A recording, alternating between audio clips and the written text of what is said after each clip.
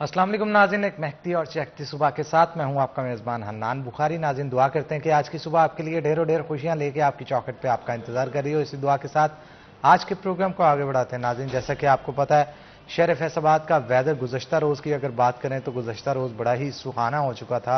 रात के औकात में जो है वो ठंडी हवाएं चल रही थी, बादलों के डेरे थे, लेकिन जैसे ही सुबह उठे सूरज मियाँ जो है वो शहर को आंखें दिखा रहा था और गर्मी की शिद्दत में इजाफा तो हुआ है, लेकिन उतना नहीं जितना गुज़श्ता रोज़ के अंदर हमें देखने को मिला। कहा जा रहा है कि आने वाले दिनों के अंदर भी बारिशें जो है वो शहर फैसलाबाद के अंदर हो सकती हैं, जिसकी वजह से मौसम जो है वो खुशगवार रहेगा। अब इस खबर को सुन के शहरी तो काफ़ी खुश हैं। उनका ये कहना है कि आने वाले दिनों में ये जो गर्मी की शिद्दत है इसमें कमी आएगी। अलबत्ता इन 24 घंटों में शहर फैसलाबाद में बारिश होगी या नहीं, कैसा रहेगा वेदर, देखेंगे टुडेज वेदर में।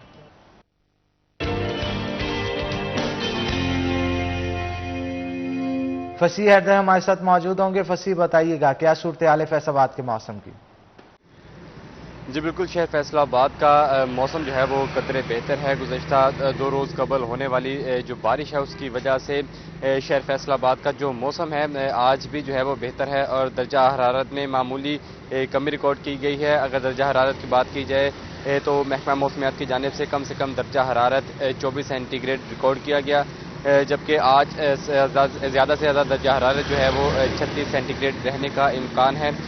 हवा में नमी के तनासुब की बात की जाए तो हवा में नमी का तनासुब 71% रिकॉर्ड किया गया, जबकि सुबह से ही हवाएं चल रही हैं और हवाएं जो हैं वो 2 किलोमीटर फी घंटा की रफ्तार से चल रही हैं। अलबत्ता महकमा मौसमियात का मज़ीद ये भी कहना है कि आइंदा 24 घंटों में बारिश का किसी भी किस्म का इम्कान मौजूद नहीं, लेकिन शहर फैसलाबाद के दर्जा हरारत की बात की जाए तो मामूली कमी जो है वो रिकॉर्ड की गई है।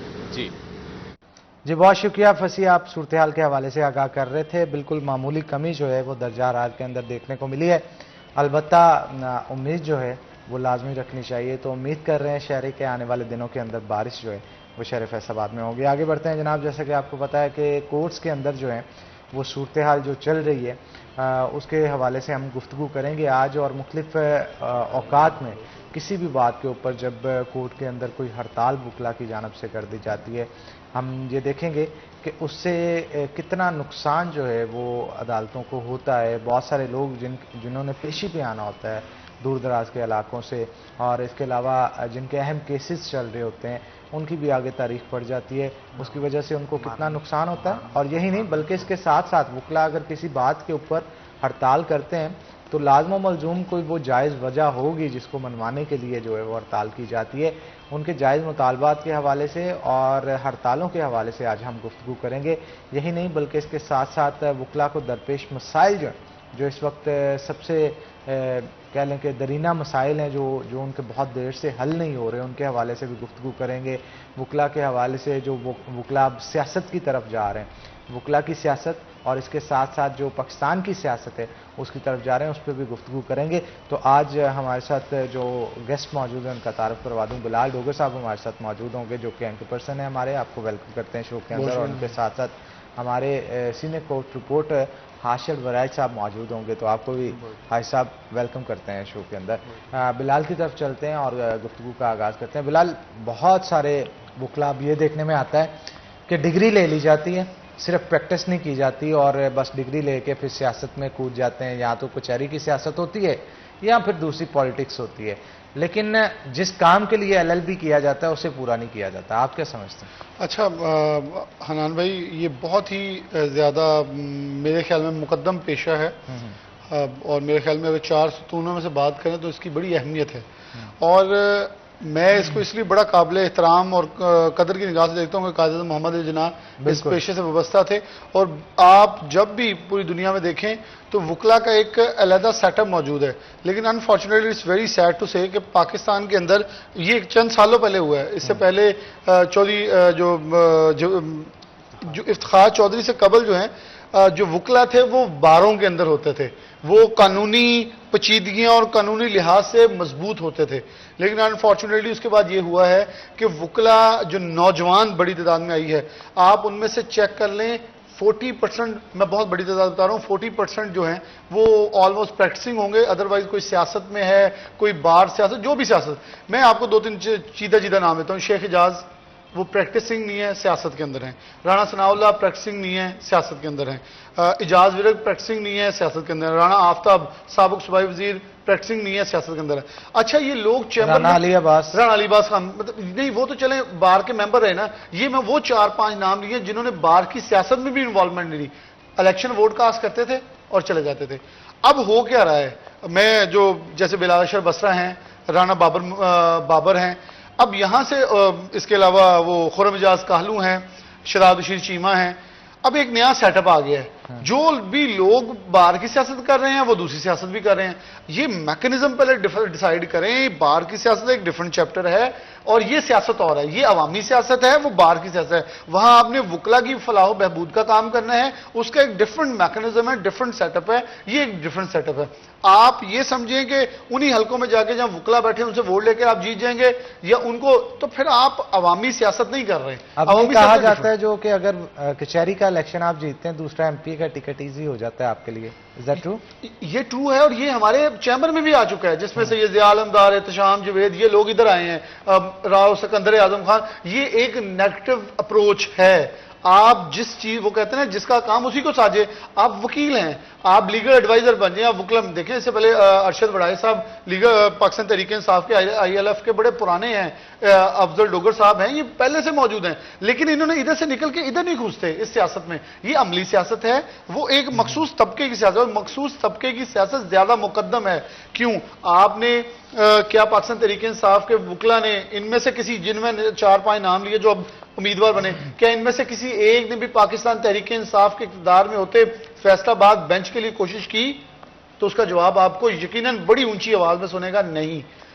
कोशिश कौन करता रहा? कोशिश तो की गई है, लूना साहब की तरफ भी की गई है। लूना साहब भी कैंडिडेट है PTI के, उन्होंने हड़ताल की गई थी। लेकिन हनान, मैं इन हड़तालों को बड़ा ही ज्यादा माजरत के साथ, मैं तमाम वकला बरादरी से इसको कहता हूं, इससे पहले हड़तालें हुई हैं, इन्होंने शायद इनको याद भूल गई हो, हमें नहीं भूली। वकला साथ थे, वकला ने हड़ताल की, तमाम सियासी जमातें फैसलाबाद की साथ थी, ताजर तंजीमें साथ थी, चैम्बर साथ था, कारोबारी मजदूर। ये होता था एहतजाज। शहर मफलूज हो जाते हैं, ये खुद ही रस्ते निकालते हैं, खुद ही एहतजाज की कॉलें देते हैं।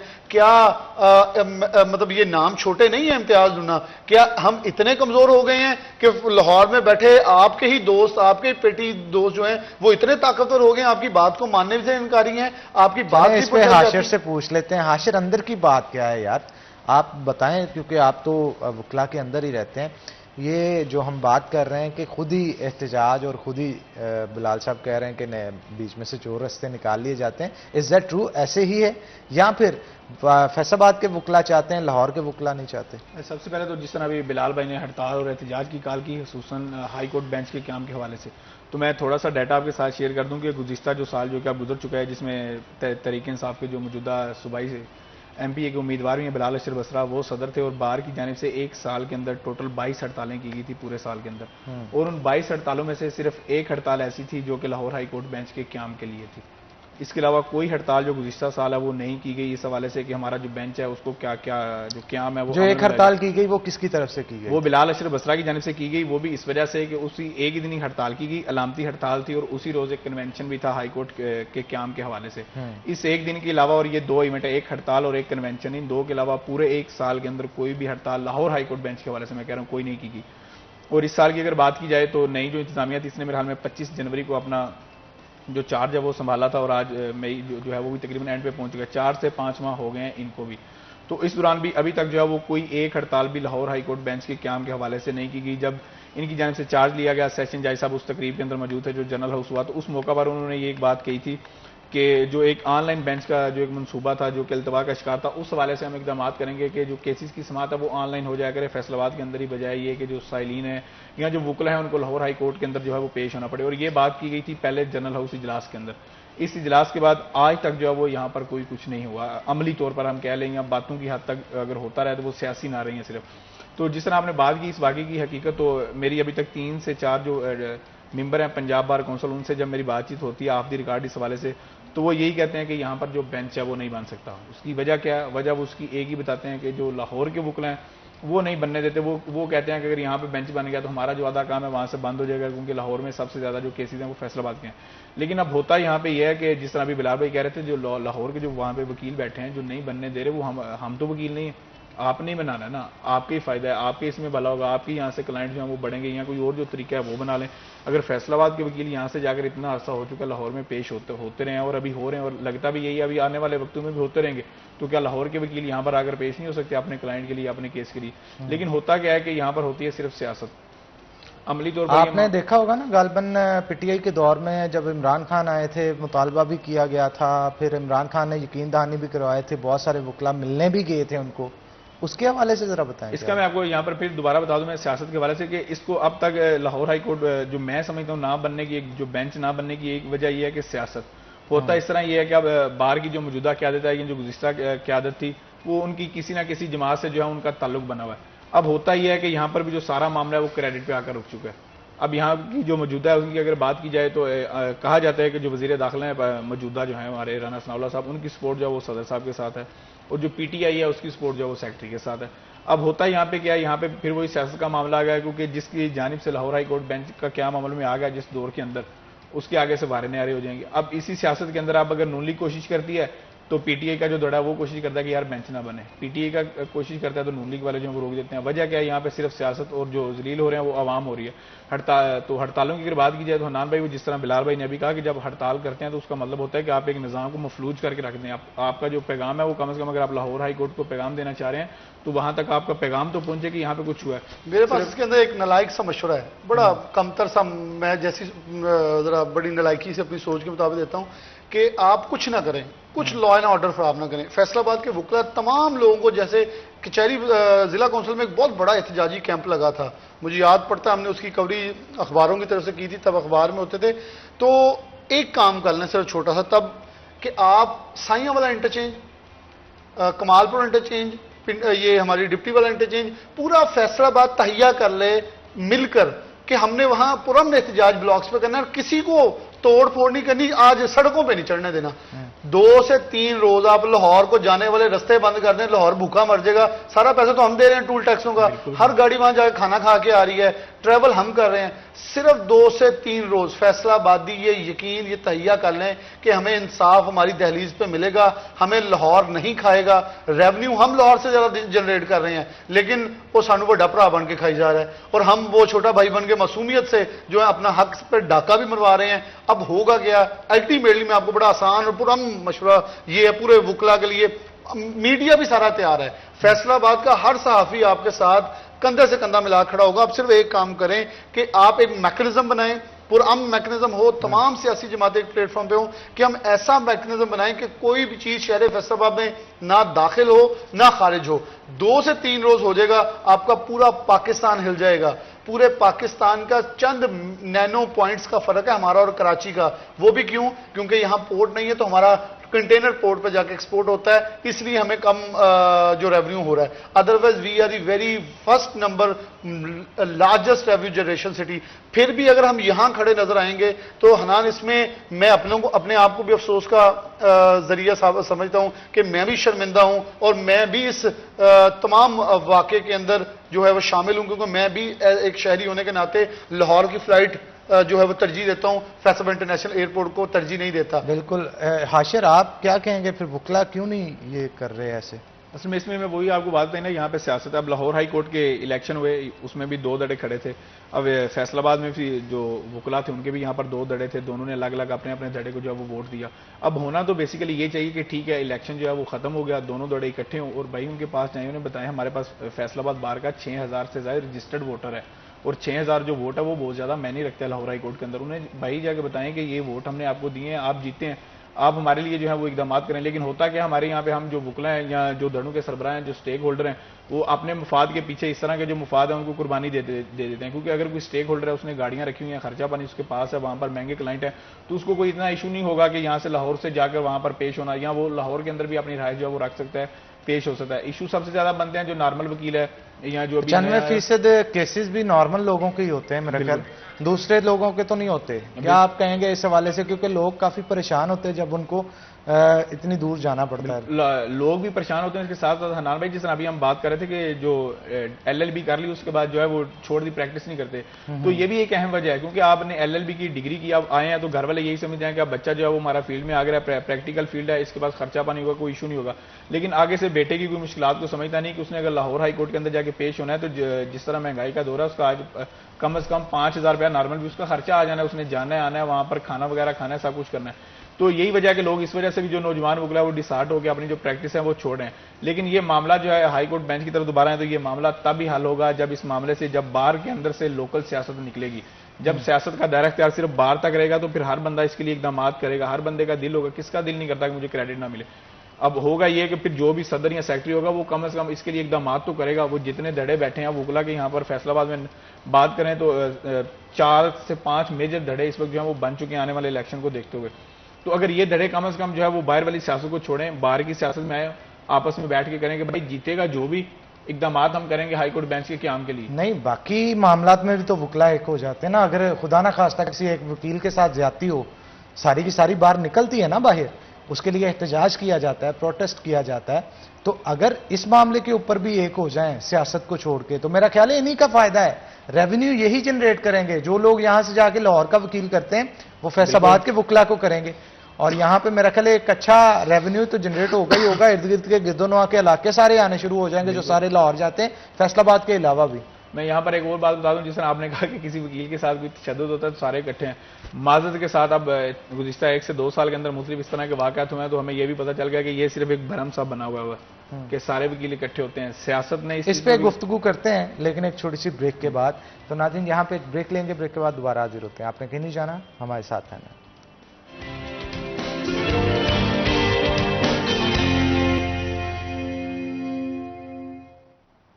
वेलकम बैक नाज़रीन, ब्रेक के बाद खुश आमदीद। बिलाल डोगर हमारे साथ मौजूद है, मजीद गुफ्तगू के साथ करते हैं। बिलाल, ये जो PTI के कारकुनान जो छोड़ के जा रहे हैं उनको, ये कहाँ एडजस्ट होंगे, कहाँ जाएंगे? हनान, अभी तो ये जा रहे हैं। अगर तो जैसे 2018 में आए थे या लाए गए थे, अब ये पता नहीं ये ले जाए गए हैं या क्या है, लेकिन फिलहाल बंद दरवाजे हैं। लेकिन हाँ, एक चीज़ है जो आप भी कुछ जिक्र कर रहे थे, तो वो है ज़रूर कि पाकिस्तान मुस्लिम नून के कुछ वो लोग जो कहीं ना कहीं जमात के खिलाफ, जैसे मैंने आपके प्रोग्राम में मियाँ वारिस और शकील शाद का कहा था, शेख खुरम शदाद का भी कहा था, तो लोगों ने बड़ा वो गालम गलोच, मैंने अभी 4 दिन पहले बुध वाले दिन आपके शो में यही बात कर रहा था, लोग हमें गालियां देते हैं कि आप झूठ बोलते हैं, आपको ऐसा कुछ नहीं होगा, ये कि नहीं छोड़ के जाएंगे। तो वो जा चुके हैं। खबर तो हमारी चले, हम तो सच्चे साबित हो गए, लेकिन इसके अंदर एक चीज़ ज़रूर थी कि ये लोगों का राब्ता जो था वो इमरान खान ने भी नोट किया था। इमरान खान ने बाकायदा इंटरव्यू में कहा था कि ये लोगों को, उन्होंने 2 को टिकट नहीं दिया। शेख खुरम के बारे में उन्होंने कुछ जो लफ्ज़ हैं वो इस्तेमाल किए थे। अब आप इधर आ जाएं मुस्लिम नून की तरफ, तो मुस्लिम लीग नून के बीच वो हमने PTI की पेशीनगोई की थी, अब नून लीग इधर ऊपर आ रही है तो अब इसकी पेशीनगोई कर देते हैं। तो इधर से भी कुछ लोग दौराने पाकिस्तान तहरीक इंसाफ के अरूज, इमरान खान जो पिछला टेन्योर चल रहा था, तो मुलाकातें कर चुके हैं। अब जो वो मुलाकातें कर चुके हैं वो फिर कहते हैं जिदे दिल च चोर आ उन डर तो लगना। हो मुझे एक इन्फॉर्मेशन मिली थी, अब वल्लाह इल्म वो इन्फॉर्मेशन सच है या गलत है, मुबैना तौर पे एक MPA ने ही, साबिक MPA ने जो है, मैं पार्टी का नाम नहीं लूँगा, लेकिन वो मुस्लिम लीग नून से नहीं था, उसने मुझे बताया कि सीले को टिकट देने के लिए ये जो फ़रख हबीब हैं, इनकी कोई कमिटमेंट हुई थी कि हम वीक कैंडिडेट वहाँ से लेके आएंगे उस हल्के से। Is that true? ये अच्छा, ये मैं आपको बता दूं, एक जगह हम बैठे थे तो शेख खुरम शदाद को कहा कि राना सनाउल्लाह साहब के साथ उनकी अच्छी दोस्ती है, चौधरी शेरी साहब के साथ उनका, क्योंकि उनके बेटों के क्लास फेलो रहे हैं, तो वो एक बड़ी दरीना दोस्ती है। फ़रख हबीब अभी भी जो गिरफ्तार नहीं हुए, तो कुछ हल्के ये कह रहे हैं कि राना सनाउल्लाह साहब उन्हें सेव कर रहे हैं और कुछ इनकी कमिटमेंट है। लेकिन वहाँ से अगर आप ये देखें कि दूसरी तरफ जो शहबाज शरीफ की गुज़िश्ता रोज़ की प्रेस कॉन्फ्रेंस बड़ी क्लियर है कि माफ़ी नहीं मिलनी। अच्छा, फ़रख हबीब सेव कैसे? अभी तक फ़रख हबीब की अभी तक कोई ऑडियो या कोई चीज़ नहीं पकड़ी गई जहां ये कन्विंस करते या लोगों को इनकरेज करते नजर आए इन्होंने क्या एहतजाज करें नवल्टी पुल के ऊपर। राना सनाउल्लाह के डेरे पे हमले करने की इनकी कोई ऑडियो नहीं है, जो आपकी वाली बात है उसकी तस्दीक ये होती है, जब तक ये इक़्तिदार में रहे हैं तो इन्होंने राना सनाउल्लाह पे कोई भी निश्ता नहीं चलाया। अब मेरे एक इंटरव्यू में इन्होंने कहा था आप इससे पहले आते रहे, लेकिन वो तनकीद वाला जुमला नहीं था। अच्छा, दूसरी तरफ इनके ऊपर कोर कमांडर जना हाउस की हमले के अंदर इसमें मुकदमा है फरख हबीब पे, लेकिन अभी भी वो, क्योंकि वो तफ्तीश आईजी ने बड़ा क्लियर कट कल कह दिया कि जो भी शिनाख्त परेड में सामने आएगा हो जाएगा साबित, उसको इन्वॉल्वमेंट किया जाएगा, वरना किसी भी मासूम को कसूरवार नहीं ठहरा जाएगा। जिसकी एग्जांपल जीएनएन के क्राइम रिपोर्टर भी हैं, जो कि जिनका नाम अंदर आ गया था तस्वीर से वो देख के, तो उन्होंने जब आईजी ने हाईलाइट, जब सहाफियों ने हाईलाइट किया तो आईजी ने पर्सनल इंटरेस्ट लेके उनका नाम जो है वो उसमें से डिडक्ट करवाया। बिल्कुल ठीक कहा। अच्छा हाशिम, मुझे ये बताइएगा कि समटाइम ऐसे होता है ना, सियासी लीडर की वजह से भी वकला में बाजुकात जो है वो तजाद पैदा हो जाता है। जैसे बिलाल बसरा जो है वो फरख हबीब के साथ शाना बशाना हर जगह पे नजर आए, रैलियां हों हर जगह हो, लेकिन जब चैम्बर्स के मामला आए, आपको याद होगा पार्किंग की जगह पे जो बन रहे थे, उस पर लूना साहब ने स्टैंड लिया, इम्तियाज लूना ने, और डीसी के साथ लड़ाई भी हुई, फरख हबीब भी वहाँ पे मौजूद थे, गालियाँ भी निकाली गई इनकी वकला की जानब से उनको भी, आप हक मार रहे हैं, ये कर रहे हैं। डीसी साहब को भी काफ़ी जो है वो कहा गया। आप इस पे क्या कहेंगे कि ये मतलब तजाद पैदा करने के लिए जो सियासत होती है ये कारामद साबित होती है?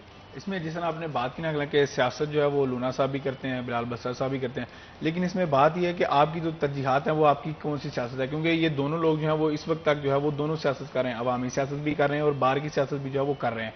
लेकिन इशू ये है कि जो लूना साहब हैं उनकी एक अच्छी बात यह है कि उनकी जानिब से जो है वो अब भी जो बाहर की सियासत है उसको पहले नंबर पर वो रखते हैं और अवामी सियासत जो है वो उनके लिए दूसरे नंबर पर आती है। इसकी एक तो मिसाल जिस तरह अभी आपने दी, जिस तरह चैम्बर्स वाला इशू हुआ, हालांकि दोनों जो है वो एक ही पार्टी से थे, दोनों का ताल्लुक एक ही जमात से था, लेकिन वो इशू है। दूसरा इशू ये हालिया हुआ जिस तरह बार के अंदर जो है वो पुलिस घुसी, उसके बाद जो है हड़तालों का मामला हुआ, हड़ताल के लिए जो है वो कॉलें वगैरह की गई, तो उस मौका पर एक कॉल जो है वो लीक भी की गई, जो कि हाई कोर्ट बार के जो सदर हैं वो लूना साहब को, और लूना साहब से वो पूछ रहे हैं कि इस तरह मुझे राना बाबर जो कि मौजूदा सेक्रेटरी हैं उनकी कॉल आई है, तो हड़ताल के हवाले से वो पूछ रहे हैं। और आप अगर वो कॉल सुने तो आपको पता चलता है कि अगर वहां पर इम्तियाज अहमद लूना इनकार कर देता तो शायद ये हड़ताल ना होती, हमारी बार की जो हड़ताल गुज़िश्ता 13 दिनों तक जो है वो जारी रही थी, वो हड़ताल कभी ना होती। और जब हम सियासत की बात करें तो जो लूना साहब, इम्तियाज लूना साहब, उन्होंने सेक्रेटरी के इलेक्शन में राना बाबर खान की मुखालफत की थी, दूसरे एक और कैंडिडेट को जो है वो उनकी जानिब से सपोर्ट जो है वो किया गया था। अब अगर तो वो सिर्फ इस सियासत पर रहते तो उनकी जानिब से यही क्या कहा जाना था कि ठीक है राना बाबर का इशू है, उसको उस पर तशद्दुद हुआ है, या बार के अंदर से जो वकला गिरफ्तार हुए हैं वो सेक्रेटरी का इशू है, हमें जो है वो हड़ताल नहीं करनी चाहिए क्योंकि प्रेशर जो है वो बहुत ज्यादा था।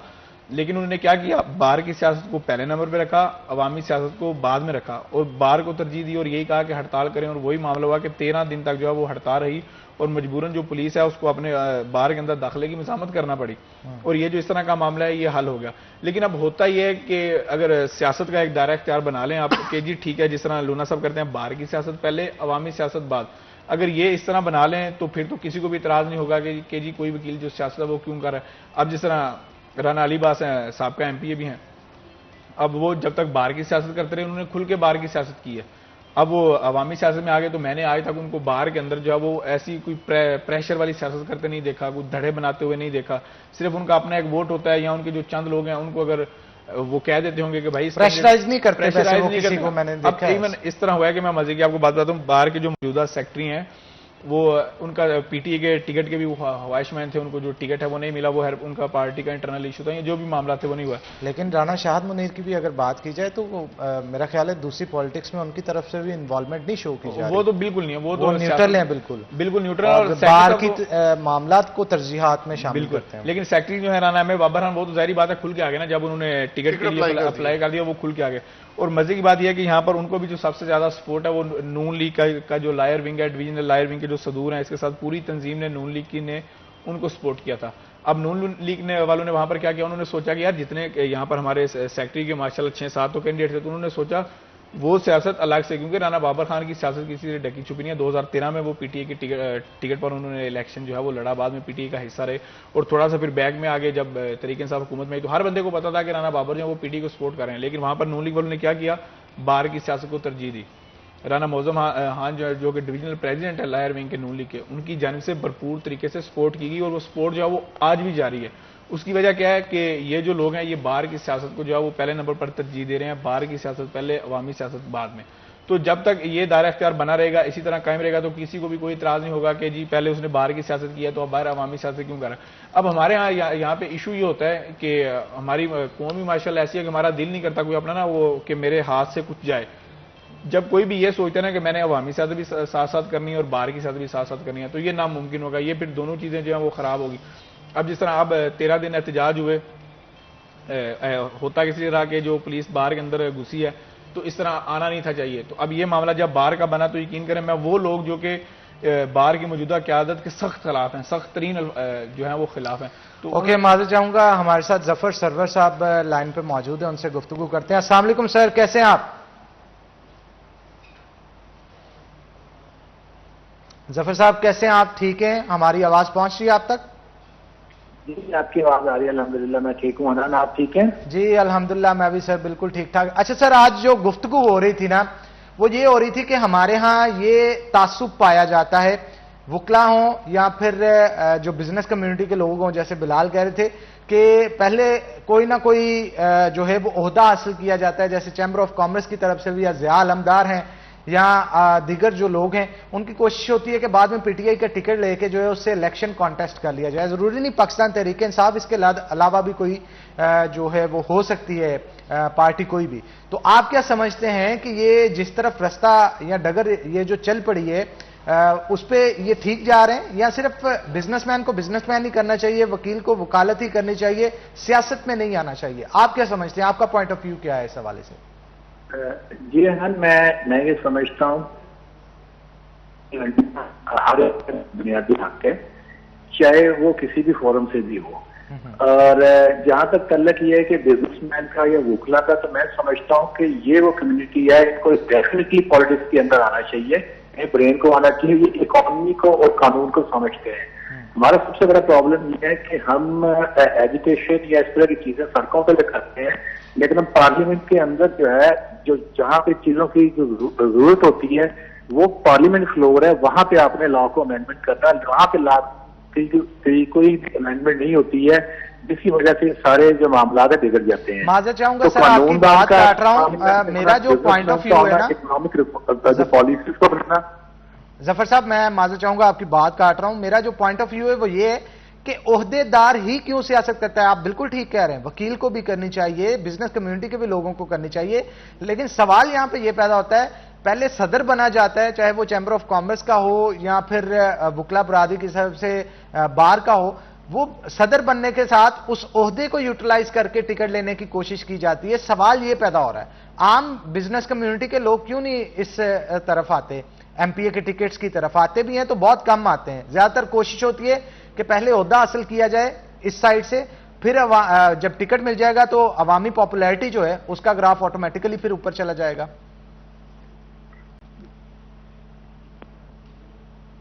अनन आपकी बात सिर्फ ब्रेक हुई है, लेकिन मैं क्वेश्चन आपका समझ गया हूँ। जी जी। लेकिन इनफैक्ट ये है कि आम आदमी में, और जब आप कोई ओहदा लेते हैं तो एक पब्लिक के अंदर आपका एक नाम चला जाता है, तो वहां से वो फर्स्ट स्टेप, तो हमारे यहाँ ये कॉन्सेप्ट आया जाता है एज ए साइकोलॉजिकली भी, कि हमने एक स्टेप ले लिया है, पब्लिक में आ गए हैं, नाम हमारा मशहूर हो गया है, तब आप सेकंड स्टेप की तरफ चले। और ये बड़ी पाकिस्तान की बदकिस्मती की ये मालूमियत समझता हूँ कि चढ़ते तो इसको सलाम करते हैं। इसलिए वो इस चीज का डायरेक्शन लेते हैं कि अब हम इस स्टेप में आ गए हैं, ये पॉलिटिक्स में जिस पे हम बैठे हुए हैं, ये पॉलिटिक्स में अब हमारी खत्म हो चुकी है, हमें नेक्स्ट स्टेप पॉलिटिक्स के ऊपर लेना चाहिए। तो वो उस चीज को ट्राई करते हैं। मैं भी समझता हूँ कि आम पाकिस्तानी के लिए जो है वो पॉसिबल नहीं है इलेक्शन के अंदर आना, क्योंकि जो इलेक्शन के अंदर अब जितना पैसा लगता है, जितनी कैंपेन्स होती हैं, वो एक आम आदमी बेचारा नहीं लड़ सकता। ये एक मखसूस तबका ही इलेक्शन लड़ सकता है। और जैसे ही वो किसी जगह से पॉपुलैरिटी लेता है तो उसको पता है कि जिस जगह पे वो पॉपुलैरिटी ले रहा है उसके बाद उसका वहां पे कोई मकाम नहीं है, अब वो अगला स्टेप जो है वो मूव करता है। अच्छा जफर साहब, जो पीटीआई के लोग जो पीटीआई के लोग जो पार्टी छोड़ रहे हैं उसके ऊपर आप क्या कहेंगे? मैं समझता हूं कि मैं जो पार्टी छोड़ रहे हैं बिल्कुल वो मेरी नजर में ठीक डिसीजन है, क्योंकि जो 9 मई के वाकयात हुए हैं, उन वाकयात के बाद जो मुहिब्बे-वतन पाकिस्तानी है वो कोई भी उनको सपोर्ट नहीं कर सकता। और मैं ये भी उनको खराज तहसीन पेश करता हूँ कि वो पाक फौज के साथ खड़े हैं, क्योंकि पाक फौज जो है हमारी वो फौज है जो दुनिया की नंबर 1 कंसिडर की जाती है।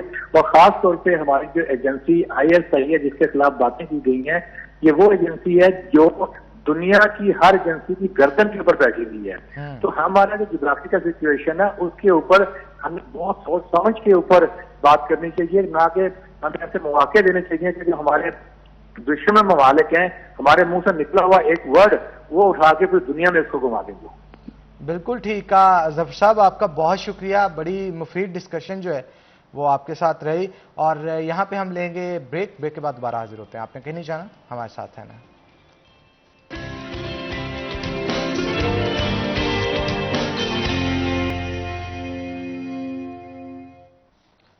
वेलकम बैक नाज़रीन। ब्रेक के बाद खुश आमदीद नाज़रीन। ब्रेक के बाद हमें नए गेस्ट हैं जिन्होंने ज्वाइन किया है हमारे, क्योंकि कल्चर पंजाब का ऐसा है कि इस खित्ते में बहुत सारे शायर और अदीब जो हैं वो देखने को मिलते हैं, जिन्होंने दुनिया भर के अंदर अपने लिखे गए लफ्ज़ों के साथ जो है वो बहुत अहम मुकाम हासिल किया।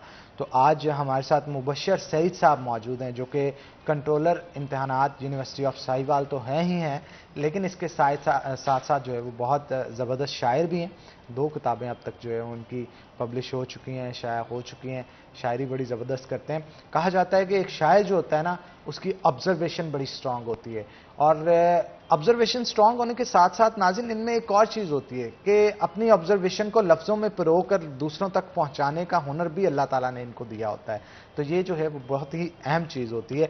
तो मुबश्शिर साहब की तरफ चलते हैं। अस्सलाम वालेकुम जनाब। जी वालेकुम जी, ठीक, आप ठीक है? मैं बिल्कुल ठीक। कैसा रहा सफ़र वैसे आज फैसलाबाद का? बहुत अच्छा रहा माशाल्लाह। फैसलाबाद तो अपना ही शहर है, मैं यहाँ पढ़ा हूँ हाँ। एग्रीकल्चर यूनिवर्सिटी से, फिर यहाँ जॉब की है गवर्नमेंट कॉलेज यूनिवर्सिटी फैसलाबाद में, तो अपना अपना लगता है। जीसी के किस डिपार्टमेंट में आपने जॉब की? मैं एडमिनिस्ट्रेशन में था, एग्जामिनेशन में। एग्जामिनेशन। हमारा शहर कैसा लगता है, पहले तो कुछ इस शहर के हवाले से। फैसलाबाद को मैं 2002 से जानता हूँ, तो अब ये मेरे लिए तो दूसरा शहर है। मुल्तान में पैदा हुआ हूँ, लेकिन मेरी शायरी की जन्मभूमि जो है वो भी यही है। मैंने यहाँ पहला शेर कहा और यहीं से शायरी शुरू की, और जो मेरा एजुकेशनल बैकग्राउंड है वो भी एग्रीकल्चर यूनिवर्सिटी से है, तो मुझे तो अपना घर लगता है। बहुत अच्छा शहर है, बहुत अच्छे लोग हैं, मेरे बहुत सारे दोस्त यहाँ पे हैं, और ज़िंदगी का वो वक्त जो आप नौजवानी का और पीक वक्त होता है वो मैंने यहाँ गुजारा है, एक जज्बात में और एहसासात में और लिटरेचर के माहौल में और यूनिवर्सिटी के माहौल में।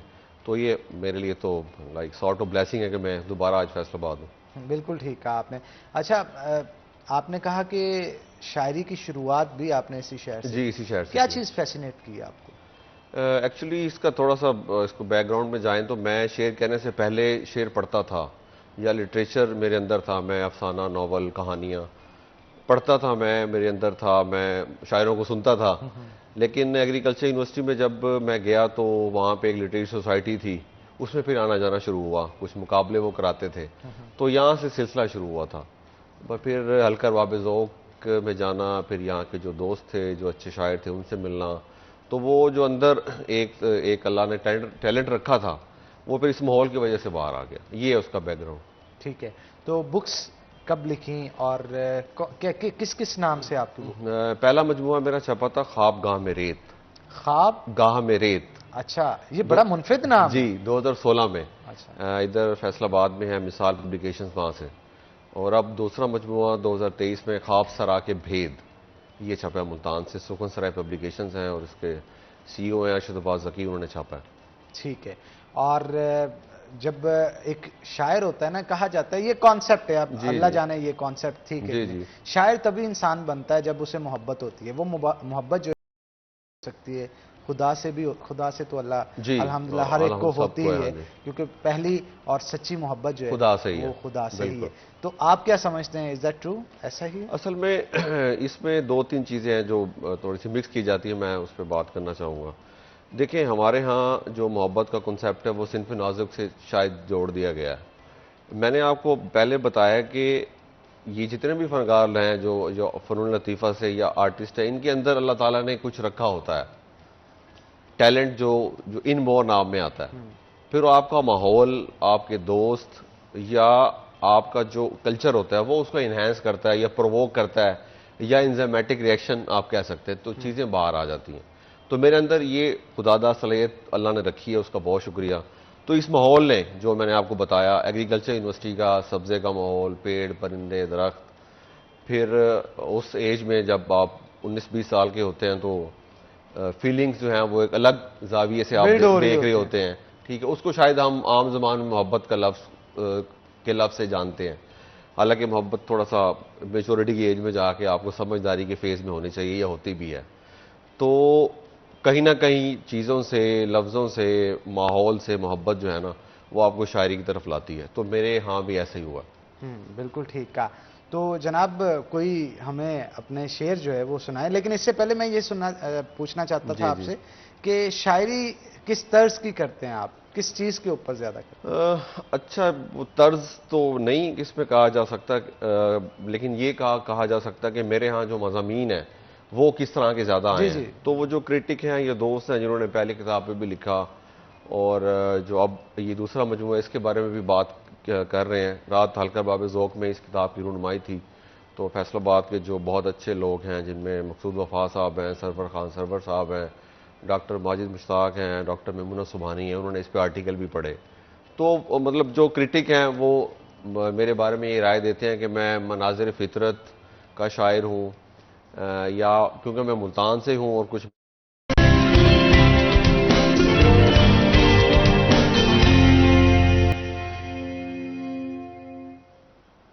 वेलकम बैक नाज़रीन। ब्रेक के बाद खुश आमदीद। मुबश्शिर साहब हमारे साथ मौजूद है, मजीद गुफ्तगू उनके साथ करेंगे। मुबश्शिर साहब, ब्रेक से पहले आप हमें कुछ शायरी जो है वो सुनाने वाले थे। मैं अपनी दूसरी किताब ख्वाब सरा के भेद से एक गज़ल पेश करता हूँ, ठीक है, देखिएगा जी। सुबह सवेरे वसल का मौसम ये लम्हा भी लाया था, सुबह सवेरे वसल का मौसम ये लम्हा भी लाया था, गीले बाल झटक कर तुमने अपना मुख दिखलाया था। पहले गुजरा पाक यकीन के वो बेअंत समंदर से, पहले गुजरा पाक यकीन के वो बेअंत समंदर से, उसने अपने रूप का सोना तब मुझ पर बरसाया था। वाह वाह। सर्द हवा के झोंके बाहर नाच रहे थे मस्ती में, सर्द हवा के झोंके बाहर नाच रहे थे मस्ती में, जिस्मों ने कमरे का मौसम थोड़ा सा गरमाया था। वाह वाह वाह वाह। सर्द हवा के झोंके बाहर नाच रहे थे मस्ती में, जिस्मों ने कमरे का मौसम थोड़ा सा गरमाया था, दिल आंगन को खोल दिया, चुप रहकर ही सब बोल दिया। वाह वाह। दिल आंगन को खोल दिया, चुप रहकर ही सब बोल दिया, मुद्दत बाद किसी को हमने खुद से खुद मिलवाया था। वाह वाह वाह। बात अजब है यार सईद, बात अजब है यार सईद, और कहनी है 100 बार सईद। वाह वाह वाह वाह। बात अजब है यार सईद, और कहनी है 100 बार सईद, आवाजों के मेले में गूंगों ने शोर मचाया था। क्या बात है जनाब, आवाजों के मेले में गूंगों ने शोर मचाया था। जनाब बहुत खूब, बहुत खूब। अच्छा, कहा जाता है ना कि ये जो शायरी के लिए लफ्ज होते हैं ये अता होते हैं, ठीक है ना। ये शायरी हर एक के बस का काम नहीं है, ये जिसमें मखसूस खुसूसियत होती है वही कर सकता है, लेकिन खुसूसियत के साथ साथ उस शख्स के पास लफ्ज़ों का ज़ख़ीरा भी होना चाहिए। अगर वो लफ्ज़ों का ज़ख़ीरा नहीं है तो मेरा ख्याल शायरी करना मुश्किल नामुमकिन हो जाता है। ऐसा ही है। तो वो कैसे ज़ख़ीरा समेटते हैं, क्या करते हैं? अच्छा, इसमें ना हनान भाई दो चीज़ें हैं, आमद और आवर्द, दो टेक्निकल टर्म्स हैं जो शायरी में यूज़ होती हैं। वो आमद आप उसे कहते हैं कि जिसे आम लफ्ज़ों में कहा जाता है खुदादा सलाहियत है जो किसी तख्लीक कार को अल्लाह ताला जो है ना वो देते हैं, वदीयत करते हैं। आवर्द का मतलब है कि आपने फिर उस पे मेहनत करनी है। जो आपने बात की कि लफ्ज़ों का ख़जाना कहाँ से आता है, या टेक्निकलिटीज़ कैसे पता चलती हैं, या इसमें जो आप इसकी डेप्थ है उसको कैसे मालूम कर सकते हैं, तो उसका तरीका ये है कि आप अपना मुताला वसी करें। आप कोई भी क्रिएटिव काम करता है, भले वो अफसाना निगार है, शायर है, नावल निगार है, तो जो हमारे असातिज़ा हैं जिन्होंने हमने जिनसे सीखा है, जिनके पास बैठे हैं, तो उन्होंने एक सादा सा फार्मूला बताया कि आप ज़्यादा से ज़्यादा लिटरेचर पढ़ें, शायरी पढ़ें, अफसाना पढ़ें, नावल पढ़ें, और उसके साथ साथ जो अलाइड सब्जेक्ट्स हैं, साइकोलॉजी वगैरह, तो जितना आप पढ़ेंगे उतना आपके अंदर ख्यालात जो हैं वो ज़्यादा से ज़्यादा आएंगे। उर्दू लिटरेचर पढ़ेंगे तो जो उर्दू के लफ्ज़ हैं वो समझ आना शुरू हो जाएंगे, उनका इस्तेमाल आना शुरू हो जाएगा, और फिर आप लफ्ज़ों से खेलना शुरू कर देते हैं। तो ये एक मैकेनिज्म है। बिल्कुल ठीक कहा आपने। तो फैसिनेट मैं फिर पूछूंगा किस चीज़ ने आपको किया, मतलब आपको इन्वायरमेंट ने फैसिनेट किया या कोई मखसूस चीज़ थी जिसने राग़ब किया कि यार शायरी करो? देखें, सच्ची बात है कि स्टार्ट में या इब्तदाई दौर में तो आपको कोई चेहरा ही फैसिनेट करता है, ठीक है। दूसरा, आप फैसलाबाद में रहते हैं, एग्रीकल्चर यूनिवर्सिटी को जानते हैं, तो उसका माहौल और वो बड़ा उसने खूबसूरत एम्बियंस है। खूबसूरत किया। वो चीज़ें जो है ना वो मेरे अंदर अभी तक हैं। फिर मुझे कुछ अर्सा पाकिस्तान से बाहर पढ़ने का जो है ना मौका मिला है, तो मैं फ्रांस में मैं रहा हूँ। तो वो मैं जिस सिटी में रहता था उसमें मुझे समंदर भी वहाँ पे थे, वहाँ पे जो है वो जंगल भी थे, और जिस एरिया में मेरी यूनिवर्सिटी थी वो आप ऐसे समझें कि एक जंगल के अंदर से एक रास्ता था दरख्तों में घिरा हुआ, और उसके एक साइड पे नदी बहती थी। तो आप जब रोज़ाना उस माहौल में रहते हैं, वहाँ से गुजरते हैं और वीकेंड्स वहाँ गुजारते हैं, तो वो जो नेचर से मोहब्बत है, पेड़ों से, परिंदों से, दरिया से, पेड़ों से बातें करना, वो मेरे अंदर ये सब चीज़ें incorporate Aahista Aahista slow slow process से होती गई। वहां पे तो भी वो कुछ चीज़ें- लिखा आपने? जी, मैं शेर तो लाइक मैं कह रहा था, तो मैंने शेर तो कहता रहा वहाँ रह के भी। जी जी, तो हमें कुछ सुनाए ना। जी, मैं पेश कर देता हूँ। गजल देखिएगा। जी जी। हालत हाल में क्या रो के सुनाऊं तुझको, हालत हाल में क्या रो के सुनाऊं तुझको, तू नजर आए तो पलकों पे बिठाऊं तुझको। वाह वाह। खुद को इस होश में मदहोश बनाने के लिए, खुद को इस होश में मदहोश बनाने के लिए, आयते हुस्न पढ़ूं देखता जाऊं तुझको। वाह वाह, बहुत खूब। अब मेरा इश्क धमालों से कहीं आगे है, हम्म अब मेरा इश्क धमालों से कहीं आगे है, अब जरूरी है कि मैं वज्द में लाऊं तुझको। वाह वाह वाह वाह। अब मेरा इश्क धमालों से कहीं आगे है, अब जरूरी है कि मैं वज्द में लाऊं तुझको। तू नहीं मानता मट्टी का धुआं हो जाना, तू नहीं मानता मट्टी का धुआं हो जाना, तो अभी रक्स करूं होके दिखाऊं तुझको। क्या बात है जनाब, क्या बात है, बहुत तू खूब। नहीं मानता मट्टी का धुआं हो जाना, तो अभी रक्स करूं होके दिखाऊं तुझको। कर लिया एक मोहब्बत पे गुजारा मैंने, कर लिया एक मोहब्बत पे गुजारा गुजारा मैंने, मैंने। कर लिया एक मोहब्बत पे गुजारा मैंने, चाहता था कि मैं पूरा भी तो आऊं तुझको। वाह वाह वाह वाह, बहुत खूब। कर बहुत लिया एक मोहब्बत पे गुजारा मैंने, चाहता था कि मैं पूरा भी तो आऊं तुझको। क्यों किसी और की आंखों का कसीदा लिखूं, क्यों किसी और की मिद्दत से जलाऊं तुझको। वाह वाह वाह वाह, बहुत खूब। बहुत उसने एक बार बड़े प्यार से बोला था सईद, मेरा दिल है कभी सीने से लगाऊं तुझको। वाह जी वाह, वाह जी हालत हाल में क्या रो के सुनाऊं तुझको, हम्म, तू नजर आए तो पलकों पे बिठाऊं। क्या बात है, क्या बात है जनाब, बहुत खूब, बहुत खूब, जबरदस्त शायरी बहुत जनाब। शुक्रिया, बहुत तो शुक्रिया। मुझे बताएं, होता है ना समटाइम होता है शायरी के लिए बाज़ लोग उस्ताद भी पकड़ते हैं, जी, तो जी। आपने भी किसी से? अच्छा, हुआ ये कि जब मैंने फैसलाबाद में हलकर बाब ज़ौक़ में आना शुरू हुआ, उसके तनकीदी इजलास हर फ्राइडे होते थे, तो वहाँ पे कुछ जो इब्तदाई दोस्त जो मुझे मिले, उनमें सनाउल्लाह ज़हीर साहब बहुत अच्छे शायर हैं, हाल ही में उनका इंतकाल वाला, उन्हें तरीक़े रहमत करे। उनके साथ मैं बैठा, काफ़ी सारी चीज़ें उनसे सीखी। इस तरह से यूसुफ़ी साहब हैं, मकसूद वफ़ा साहब हैं, अंजुम सलीमी साहब हैं, दोस्तों का एक सिलसिला है जिनके साथ बैठ के आप टेक्निकलिटीज़ सीखते हैं या अपनी शायरी सुनाते हैं, तो अगर उस पर वो कोई राय दें इस्लाह की गर्ज से या दोबारा देखने की गर्ज से, तो वो प्रोसेस मेरा यहाँ से शुरू हो गया था। तो ये बस उस्ताद वाला मामला या सीखने वाला मामला ये था। तो बस आप दोस्तों को सुना देते हैं, उनमें कोई दोस्त बात कर ले, किसी चीज़ की तरफ कोई इशारा कर दे कि इसको दोबारा देखें, तो मैं देख लेता हूँ। तो ये मामला था। बिल्कुल ठीक कहा आपने। तो मुझे बताएं, आपकी स्पेशलाइजेशन स्टडीज़ में किस चीज़ मैं एग्रीकल्चर पढ़ा हूँ और स्पेशलाइजेशन थी मेरी agriculture entomology, study of insects. बिल्कुल ठीक है जी। हमारे साथ एक बहुत ही खूबसूरत गेस्ट एक और मौजूद हैं, वो हमारे साथ लाइन पे मौजूद हैं, आपने पहचानना है वो कौन जी, है, जी, ठीक जी, है जी। जी, जी। अस्सलाम वालेकुम जी।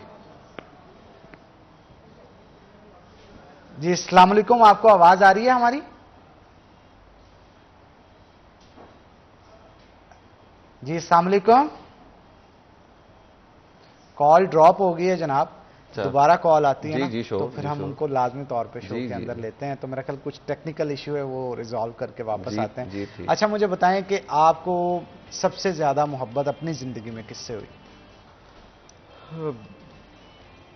टू बी वेरी ऑनेस्ट, सबसे ज़्यादा किसी भी इंसान को मोहब्बत जो है ना, वो सबसे पहले तो खुदा से है और होनी भी चाहिए। बेशक।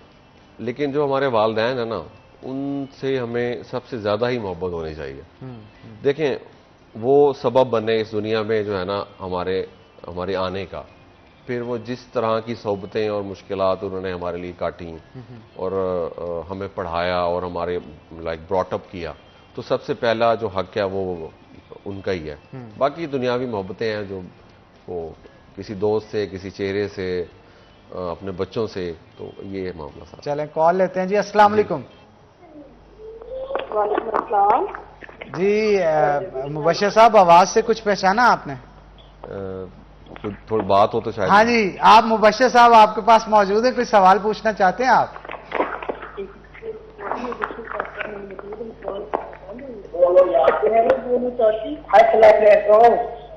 वालेकुम अस्सलाम। कोई सवाल करना चाहेंगी आप मुबश्शिर से? हाँ जी, बेटे से बात करना चाहती हूँ। जी जी, आपको सुन रहे हैं, पूछें क्या पूछना चाहते हैं आप? अस्सलाम वालेकुम। जी वास्तव मेरी अम्मी है। जनाब, कैसा सरप्राइज है आपके क्या लिए। बात है, क्या बड़ी बड़ी मेहरबानी। अम्मी जी क्या हाल है, ठीक है आप? अस्सलाम वालेकुम। जी जी वास्तव अम्मी ठीक है। अस्सलाम वालेकुम बेटा। जी जी अम्मी क्या हाल है आपका, ठीक है? आंटी जी, आवाज आ रही है आपको? हाँ बेटा, ठीक हुआ। आप ठीक है बेटा? जी जी अम्मी मैं ठीक, आपकी दुआएं, शुक्रिया आपने कॉल की, ये बड़ा सरप्राइजिंग है। आपको प्रोग्राम बहुत अच्छा लगा, खुशी हुई है माँ को। आप मजीद आपको ज्यादा अल्लाह तरक्की दे। आमीन, आपकी आमीन, दुआओं से है, शुक्रिया। सब आपकी दुआओं से है। माँ जी, हमारे लिए भी दुआएं करें ना, हम भी तो आपके बेटे हैं। खैर से तो खैर से। अल्लाह हाफिज, अल्लाह हाफिज। ओके जी, ओके चलो, जी। बहुत शुक्रिया यार देखिए कैसा प्लेजर सरप्राइज हमने आपके प्लेजर लिए रखा था। शानदार दिन बना दिया आपने।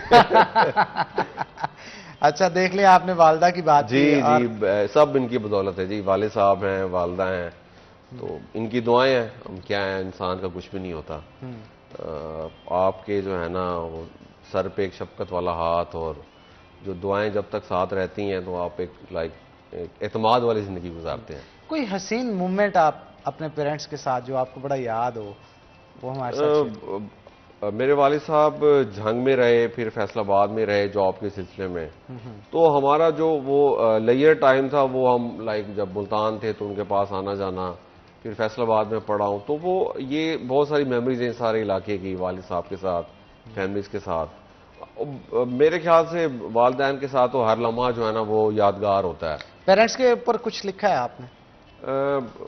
डायरेक्ट वो रदीफ या बना के तो नहीं लिखा, लेकिन कहीं कहीं कोई शायरी में जो है ना वो बेनसतूर चीजें जो है ना वो आती रहती हैं। तो कुछ है तो अता करें। जी मैं पेश करता हूँ किताब से कुछ। जी जी, शो व्हाई नॉट जी। ये शायर हजरात जो होते हैं, जो अदीब होते हैं, ये हमारे मुआशरे का असासा होते हैं और इनका हमारे मुआशरे में होने का फ़ायदा ये होता है, बहुत सारी चीज़ों को ऐसी चीज़ों को उजागर करते हैं जो कि आम शख्स की नज़र से ओझल होती हैं, क्योंकि इनकी ऑब्जर्वेशन बड़ी स्ट्रॉन्ग होती है और फिर बाज़ात एहसासात को, अपनी फीलिंग्स को लफ्ज़ों के साथ शेयर करना लोगों के साथ, ये बड़ी अहम चीज़ होती है। 3 शेर फिर उसके बाद मैं देखिएगा। रंग बदला ना ही चेहरे पे मलाल आया था, रंग बदला ना ही चेहरे पे मलाल आया था, मैं समंदर की मसाफत से न ढाल आया था। वाह वाह। और रक्स करते हुए शेर देखिएगा जी, रक्स करते हुए पांव किए जख्मी सबने, रक्स करते हुए पांव किए जख्मी सबने, मुद्दतों बाद फकीरों को जलाल आया था। वाह जी वाह, वाह जी वाह। रक्स करते हुए पांव किए जख्मी सबने, मुद्दतों बाद फकीरों को जलाल आया था, जिसकी दुनिया में खिजाओं के सिवा कुछ भी नहीं, जिसकी दुनिया में खिजाओं के सिवा कुछ भी नहीं, मेरी जानिब वो बहारों की मिसाल आया था। क्या बात है जनाब, जिसकी दुनिया में खिजाओं के सिवा कुछ भी नहीं, मेरी जानिब वो बहारों की मिसाल आया था। हम शायर जो है ना वो लफ्ज़ों से तस्वीरें बनाते हैं, ये एक आम सादा सी तारीफ शेर की भी है। तो मैंने गज़ल की रदीफ है वो तस्वीर जी जी। देखिएगा, दिल की दीवार पर लगी तस्वीर। अब वो तस्वीर किस किस एंगल से आई है देखिएगा।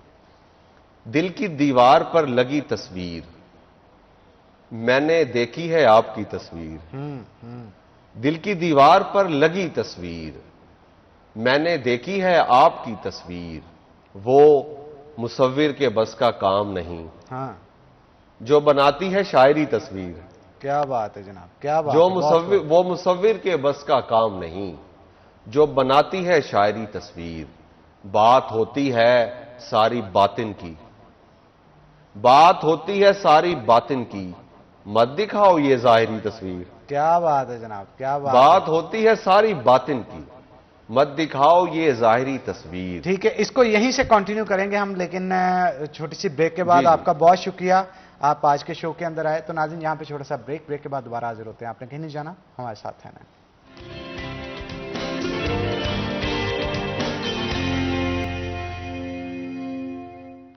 वेलकम बैक नाज़रीन, ब्रेक के बाद खुश आमदीद। नाज़रीन, जैसा कि आपको पता है कि ईद उल अज़हा जो है वो दिन ब दिन करीब आती जा रही है और मवेशी मंडियाँ भी लगाई जाएंगी बहुत सारी जगहों के ऊपर फैसलाबाद शहर के अंदर।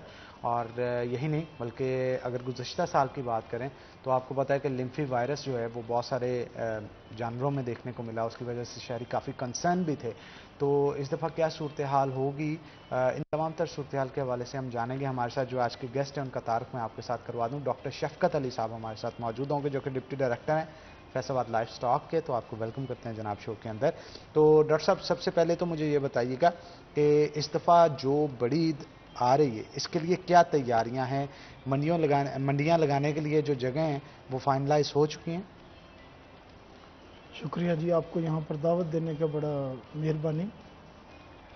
ईद उल अज़हा के हवाले से अभी तक जो है मंडियों का जो पिछला प्रोग्राम है उसको ज़िले सतह के ऊपर एक बाकायदा मीटिंग कंडक्ट की जा चुकी है और उसके अंदर तकरीबन 10 पॉइंट्स हैं जहाँ पर तमाम लोग अपने जानवर जो ला सकेंगे और वहाँ पर लोग अपने जानवरों को ख़रीदारी कर सकेंगे और उसके बाद जो है अपने घरों में लेकर जाएंगे। और जो जगह जगह मंडियाँ लगाने का जो रूटीन में ट्रेंड देखा गया इसको इंतहाई डिस्करेज किया जाएगा और कोशिश की जाएगी ज़िला इंतज़ामिया की तरफ से कि वो जो स्पॉट्स हैं वहाँ पर ही लोगों ने जो सौदे करने हैं वो करें और उनको हर तरह फैसिलिटेट किया जाए। बिल्कुल ठीक कहा आपने। अच्छा सर, किस तरह से पता चलेगा कि बीमारियां जो हैं वो जानवर में है या नहीं है? कोई उसके सिम्टम्स ऐसे हैं सिम्टमेटिकली अगर वो कोई चीज़ें शो करती हैं तो एक आम आदमी जो कि ना तो डॉक्टर है ना ही इतनी समझबूझ रखता है उसके लिए आप क्या मैसेज देना चाहेंगे, किन चीज़ों को देखे हुए? अच्छा, महकमाना तौर पर और जो बाकी पंजाब लेवल पर जो रूटीन का काम होता है ना जी, एक आम आदमी को बताने के लिए कि इन तमाम मंडियों के अंदर लाइफ स्टॉक डिपार्टमेंट के जो नुमाइंदगान होते हैं वहाँ पर मौजूद होते हैं। वो ना सिर्फ उन जानवरों की सेहत को देखते हैं, अगर कोई बीमार जानवर हो उसका इलाज किया जाता है, अगर कोई जानवर वहाँ से उतार रहे हो ज़ख्मी हो जाए उसे एमरजेंसी जो है उसकी मरहम पट्टी की जाती है। अगर किसी बंदे को किसी जानवर के बारे में कोई मसला मसाइल हो तो वो वहाँ पर उनसे रब्ता कर सकता है, उनको जानवर दिखा सकता है कि जानवर मेरे की सेहत कैसी है। और इसके अलावा जो आपने ये बात की कि बीमारियों की हद तक तो ये जो हम वैक्सीन्स वगैरह करते हैं, जो आपने जिक्र कर रहे थे लंपी स्किन डिजीज़ का, तो उनकी जो वायरल डिजीज़ हमने के ख़िलाफ़ उनको वैक्सीन की होती है, उसके हम बाकायदा टाइटर चेक होते हैं। उसके लिए हमारी जो है डायग्नोस्टिक लैब्स हैं वो हर जगह पर जाकर सैंपल लेती हैं। सैंपल लेने के बाद उनका एनालिसिस किया जाता है और जानवरों को चेक किया जाता है कि ये क्या जानवर हमारा जो है इनको वैक्सीन की जा चुकी है। अगर वैक्सीन की जा चुकी है तो उसका टाइटर इस हद तक मौजूद है कि जानवर जो है वो इतनी ज़्यादा स्ट्रेस बर्दाश्त करने के बाद भी ठीक रहेगा। तो वो बाकायदा एक उसमें सिस्टम के अंदर आप जाएं, आप वहाँ पर उनसे रब्ता करें, बाकायदा प्रोमिनेंट जगह पर उनके स्टॉल्स लगे हुए होंगे, आप उनसे रब्ता करके। और उसके अलावा वहाँ पर हमारा एक लोअर दर्जे का एम्प्लॉयर लगा होगा जो बाकायदा वहाँ पर जानवरों पर स्प्रे करेगा। अगर किसी जानवर पर कोई चिचड़ वगैरह या कोई और चीज़ होगी भी एक्सटर्नल पैरासाइट्स तो वो भी इंशाल्लाह मर जाएंगे ताकि लोगों को किसी हद तक परेशानी ना हो। बिल्कुल ठीक कहा आपने। अच्छा ये बताइएगा, एक जनरल परसेप्शन या जनरल पब्लिक जो कि लाइफ स्टॉक का काम कर रही है, बहुत सारे लोग फार्मिंग के जो शोबे से वहाँ से भी वाबस्ता है। अक्सर हम देखते हैं कोई ना कोई एक बीमारी अगर किसी एक भैंस में या गाय में देखने को मिलती है तो बहुत सारे जानवरों में, बाकियों में भी आ जाती है और पूरा का पूरा स्टॉक तबाह हो जाता है। आप कोई जनरल सजेशंस दें उन लोगों को जो कि फार्मिंग के शोबे से वाबस्ता हैं कि अपने जानवरों को किस तरह से सेहतमंद रखा जा सकता है, उनको चारा कैसा डाला जाए, उनकी सेहत के हवाले से कुछ टिप्स दें हम। ये जो हमारे पहली बात है कि ये जो हम एक्सटेंशन विंग हमारी है उसका काम ही यही है। उसका काम है बुनियादी तौर पर कि लोगों को जो जदीद रिसर्च होती है या जो जदीद तरीक़ाकार फार्मिंग के चल रहे होते हैं हम उन्हें अवेयर करते हैं वक्तन फ़वक्तन, जिससे लोग फ़ायदा उठाते हैं। और जो उनकी वैक्सीनेशन है और जो बाकी सारी चीज़ें हैं रूटीन में आ रही होती है वो डिपार्टमेंट मॉनिटर कर रहा होता है। आपको छोटी सी एक मिसाल दे दूंगा कि लंपी स्किन डिजीज़ का जब वायरस या आउटब्रेक आया, ये थोड़ा सा क्योंकि वो हमारे पास पहले मौजूद नहीं था, फिर वो म्यूटेट होके फिर दोबारा जब वो इन्फेक्शस फॉर्म में आया, लोग समझते हैं कि ये बिल्कुल नई बीमारी थी। ये नई बीमारी नहीं थी, ये बीमारी तो 1900 के इब्तदाई अशरे में ही इसको तशखीस कर ली गई थी। बस म्यूटेट होता है, कुछ चेंज होती है, चेंज हो गया, वो वायरस ऐसी फॉर्म में चला गया जिस फॉर्म से बीमारी फैलाने लग पड़ा। तो उस चीज़ को कंट्रोल करने के लिए महकमे ने और गवर्नमेंट ने मिलकर बड़ी तगोदो के बाद अल्हम्दुलिल्लाह हमने उस पर पिछले साल तकरीबन 5-6 महीने की मेहनत के बाद उसे कंट्रोल कर लिया थ्रू वैक्सीनेशन। अब उसको कंपेयर करें बाकी वो बीमारियां जो आपने देखी ही नहीं, उसके अगर लॉसेस देखें तो वो अरबों में बनते हैं। जब जो बीमारियों को हम उनको प्रोटेक्शन दे रहे हैं, जो जानवर को लग रही हैं जिसका पता ही नहीं है, एक साइलेंट वर्कर जो आपको इन रूटीन सर्विसेज दे रहा है डोर स्टेप पर विदाउट एनी कॉस्ट, उसको आप इमेजिन कर सकते हैं कि डिपार्टमेंट किस तरह काम कर रहा है। ये कंपैरिजन करने से आपको अंदाजा हो जाएगा कि अगर अल्लाह ना करे ऐसे हालात हों कि अगर इस डिपार्टमेंट में इतनी वर्किंग ना हो तो फिर क्या सिनेरियो हो। लेकिन इस डिपार्टमेंट ने ना सिर्फ जो पिछले तरीक़ेकार हैं उनमें जो जिद्दत आती है, जो उसमें बेहतर तरीक़ाकार आ रहा है, वो उसको साथ साथ एक्सटेंड करता जा रहा है। और जो हमारे बड़े फार्मर्स हैं, हमारी सर्विसेज के एतबार से हम ये काम करते हैं कि हम अपनी फार्मिंग को डिवाइड कर लेते हैं, स्मॉल फार्मर्स में, मीडियम फार्मर्स में, लार्ज फार्मर्स में। स्मॉल फार्मर्स में हमारा तकरीबन 25 से नीचे वाला जानवर का बंदा आ जाता है, वो हमारी बड़ी मोस्ट प्रायोरिटी होती है। वो गरीब आदमी होता है जो 2 या 3 भैंसे रख के गुजारा कर रहा होता है। फिर इसके बाद हमारे मीडियम वाले आ जाते हैं, वो तकरीबन 50 के राउंड अबाउट जो हैं, जो बाकी 100 से ज़्यादा वो हमारे लार्ज फार्मिंग में आ जाते हैं। जो लार्ज फार्मिंग वाले हैं उनका तो पूरा का अपना सेटअप होता है जिसके अंदर उनके वेटनेरियंस भी होते हैं, बाकी सारी चीज़ें भी उन्हें रखी होती हैं, उनके मिल्किंग सेटअप बाकायदा होता है। अच्छा, लेकिन हम उनके साथ भी हमेशा कोऑर्डिनेट रहते हैं। कोऑर्डिनेट रहकर उनकी जो प्रॉब्लम्स आ रही होती हैं, जो वो हमारे एंड पे एड्रेस करना चाहते हैं, हम उनकी फैसिलिटेट करते हैं। क्योंकि बहुत ज़्यादा सेटअप ऐसे हैं जो हमारे लेवल पर चल रहे होते हैं एज अ गवर्नमेंट, वो अपने इवन 200 जानवरों के बाद भी उसे मेंटेन नहीं कर सकते। तो वो गवर्नमेंट उनकी फैसिलिटेट करती है। उनके जो सेमिनार्स होते हैं वहाँ पर उनको पार्टिसिपेशन के लिए बाकायदा बुलाया जाता है। और जो वैक्सीन्स वगैरह हैं जो उनको ज़रूरत होती है वो हम उनको डोर स्टेप पर जाकर हमारे ही डिपार्टमेंट के वर्कर्स वहाँ पर करके आते हैं। और जो मीडियम फार्मर्स हैं उन्हें भी गाइड किया जाता है कि आप किस तरीके से अपने जानवरों को मिनिमम तादाद लेकर आप मैक्सिमम आउटपुट ले सकते हैं। अच्छा, आप देखते हैं ना कि आजकल भैंसें या गायें ऐसी आना शुरू हो गई हैं जिनसे दूध की क्वांटिटी बढ़ने की बजाय कम होना शुरू हो गई है। तो इसके ऊपर कोई स्पेशलाइज्ड आप मशवरा देना चाहते हैं उन लोगों को जो कि भैंसों को दूध की फार्मिंग के लिए या इन चीज़ों के लिए पालते हैं, किस तरह से अपनी क्वांटिटी को इंक्रीज़ कर सकते हैं और उसकी हेल्थ पे मुस्बत असरात कैसे पड़ सकते हैं? आपने बहुत अहम सवाल किया, इसका जवाब मैं आपसे लूंगा, लेकिन एक मेरा ख्याल छोटी सी ब्रेक ले रहे हैं। ब्रेक के बाद डिटेल में डिस्कस करते हैं इस पर। तो नाज़रीन, यहाँ पे छोटी सी ब्रेक के बाद दोबारा हाजिर होते हैं। आपने कहीं नहीं जाना, हमारे साथ रहना है।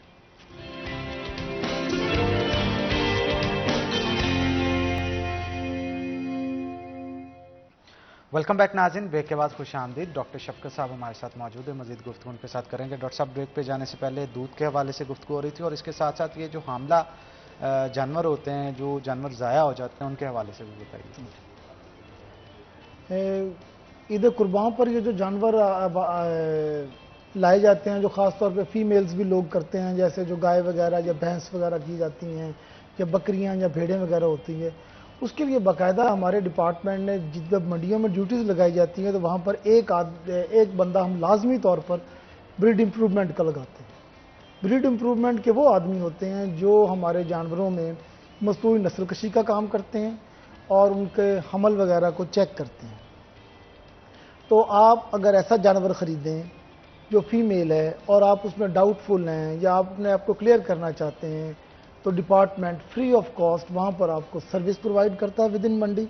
आप अपने जानवर को स्क्रीन आउट करवा लेंगे तो आप मुकम्मल तौर पर जान सकेंगे कि आपका जानवर जो है ये हमला नहीं है।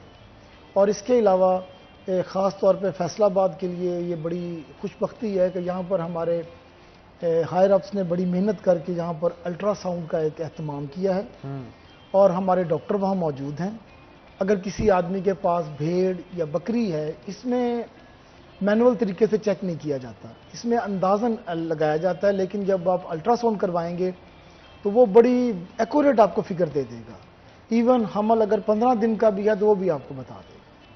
अगर कोई बंदा ये विद इन फैसलाबाद कोई एंटरटेन कर होना चाहे तो हमारे पास नादरा ऑफिस में सिविल वेटनरी हॉस्पिटल के अंदर एक पेट सेंटर खुला हुआ है।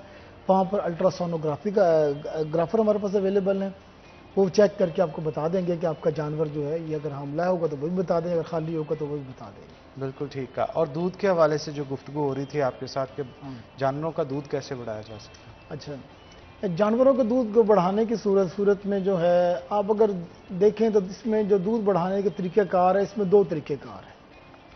एक तरीक़ाकार है कि आप उनकी जो ग़िज़ाई ज़रूरियात हैं वो बेहतर करें और एक बैलेंस डाइट डालना शुरू कर दें।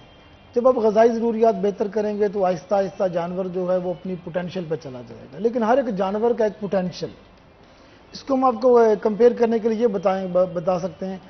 एक CD70 मोटरसाइकिल है, एक 125 है, एक यामाहा है, हर एक की अपनी कैपेसिटी। उसके बाद CD70 का और 125 का कोई मुकाबला नहीं हो सकता। तो जो आप ग़िज़ाई ज़रूरियात पूरी करने के बाद भी एक लिमिट पर जाके आपको एहसास होगा कि जानवर इससे ज़्यादा दूध नहीं बढ़ा रहा।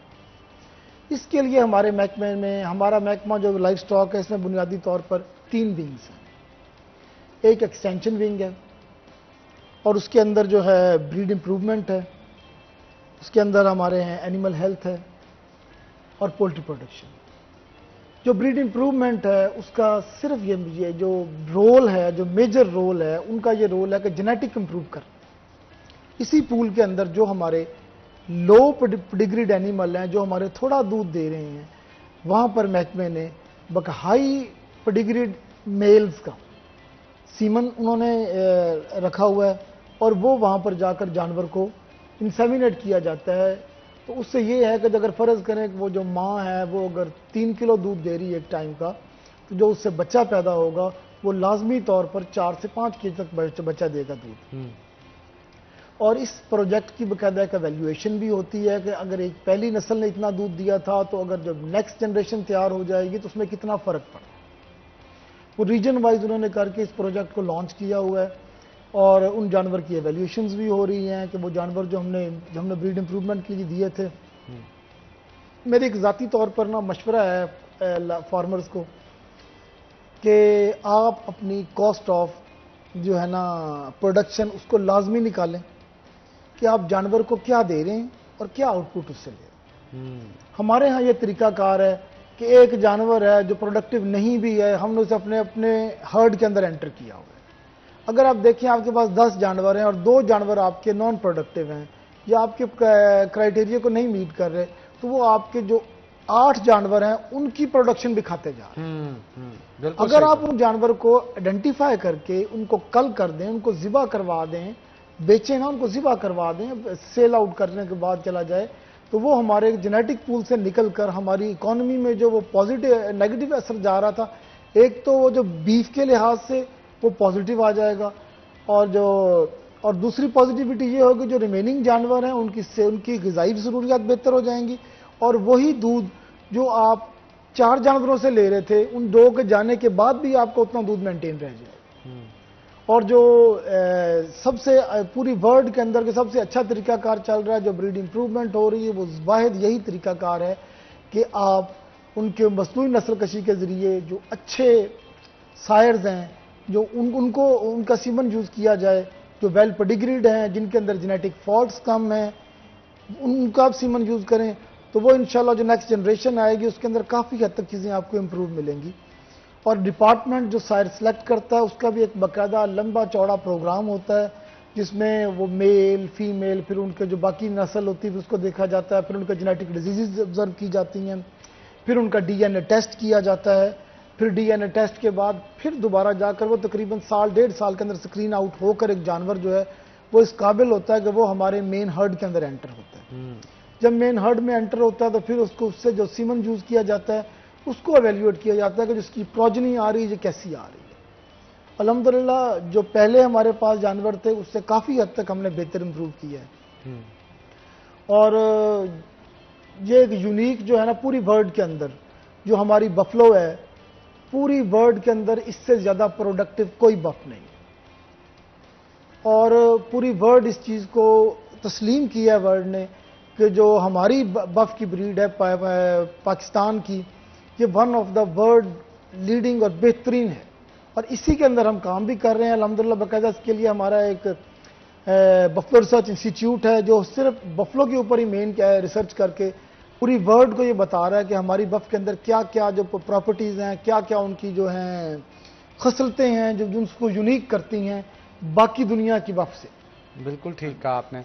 और इसके साथ साथ अगर बात की जाए मीट प्रोडक्शन की, उसके लिए भी कोई काम किया जा रहा है? इसके पैरेलल जो मीट प्रोडक्शन है इस पर बाकायदा तौर पर काम किया जा रहा है।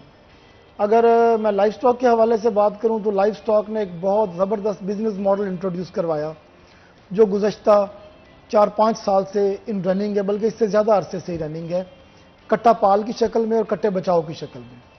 इनफैक्ट वो ही फैटरिंग का तरीकाकार है कि जिसके अंदर हम अपने वही जानवर जो हम जिनके मेल हम ज़ाया कर देते थे कि प्रोडक्टिव नहीं है, और जब उनको हमने रेयर किया, हमने फार्मर को इंसेंटिव दिया, फार्मर को इंसेंटिव देकर उससे कहा कि आप इस जानवर को पाल के देखें। अब इसके अंदर 2 स्कीम गवर्नमेंट ने चलाई थी, एक थी कट्टा बचाओ, एक थी कट्टा पाल। कट्टा बचाओ के अंदर हमने वो इंसेंटिव दिया कि जो फार्मर को ये शक था कि जो मेरा जो दूध पी जाता है ना जानवर, ये मेरा लॉस है। गवर्नमेंट ने उस अप्रॉक्सीमेटली उसके दूध की कीमत का अंदाजा लगाया कितने का पड़ता है, और वही इंसेंटिव गवर्नमेंट ने indirect form of cash money उस फार्मर को दे दिया। जब उस कट्टे ने इब्तदाई तौर पर अपनी माँ का दूध बड़ा अच्छा पिया, उसका वेट गेन बहुत अच्छा हुआ, और जब इन फ्यूचर वो बड़ा आगे जाएगा तो वही कट्टा जो जिसने 2-3 साल में बड़ी मुश्किल से जाके फरबा होना था या मोटा होना था, वो तकरीबन साल 1.5 साल में वही ग्रोथ पैटर्न उसको अडॉप्ट कर। बिल्कुल, ये तो वो तमाम स्ट्रेटजीज है, अगर ये अपनाए जाएं तो मेरा ख्याल है बेहतरी की तरफ काम जा सकता है। आपका बहुत शुक्रिया जनाब, आप आज के शो के अंदर आए। इसी के साथ नाज़रीन प्रोग्राम का वक्त जो है वो ख़त्म हो चुका है, इसलिए मेज़बान हनान बुखारी को दीजिए इजाज़त, फिर होगी आपसे मुलाकात। तब तक के लिए अल्लाह हाफिज़।